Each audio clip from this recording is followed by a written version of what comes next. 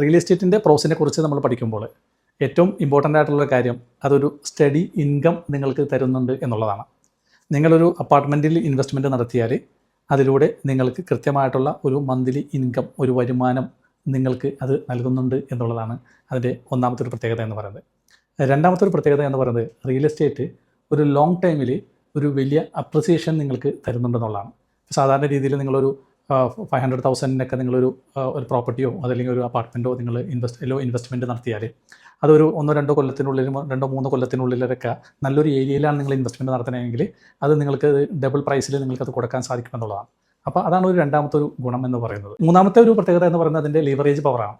നമുക്കൊരു റിയൽ എസ്റ്റേറ്റിൽ ഇൻവെസ്റ്റ് ചെയ്യണമെങ്കിൽ ഇപ്പോൾ ലെക്സേ ഒരു 1 മില്യനാണ് നമുക്കതിൽ ഇൻവെസ്റ്റ് ചെയ്യാൻ വേണ്ട എമൗണ്ട് എങ്കിൽ നമുക്ക് അത്രയും പൈസ നമുക്ക് ആവശ്യമില്ല. നമുക്കതിൻ്റെ ഒരു 20% മറ്റോ നമുക്കതിൽ മതി. ആ പൈസ വച്ചിട്ട് നമുക്ക് ആ റിയൽ എസ്റ്റേറ്റിൽ ഇൻവെസ്റ്റ്മെൻറ്റ് സ്റ്റാർട്ട് ചെയ്യാം.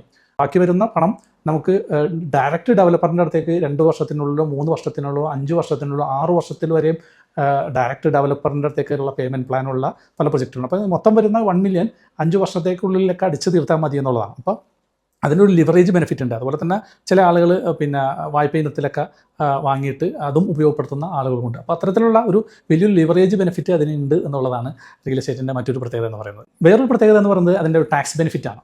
ടാക്സ് ബെനിഫിറ്റ് പല രാജ്യങ്ങളും റിയൽ എസ്റ്റേറ്റിലെ പ്രോഫിറ്റിനൊക്കെ അതിൽ കിട്ടുന്ന ഒരു വരുമാനത്തിനൊന്നും ടാക്സ് ഫ്രീ ആണെന്നുള്ളത് പല രാജ്യങ്ങളിലും അതുണ്ട് എന്നുള്ളതാണ്. അപ്പോൾ റിയൽ എസ്റ്റേറ്റിലെ ഇൻവെസ്റ്റ്മെൻറ്റുകൾക്ക് അതിനൊരു ടാക്സ് ബെനിഫിറ്റുകൾ പല രാജ്യങ്ങളും നൽകുന്നതുകൊണ്ട് തന്നെ അതിലൊരു ടാക്സ് ബെനിഫിറ്റ് നമുക്കതിൽ ലഭിക്കുന്നുണ്ട് എന്നുള്ളതാണ്.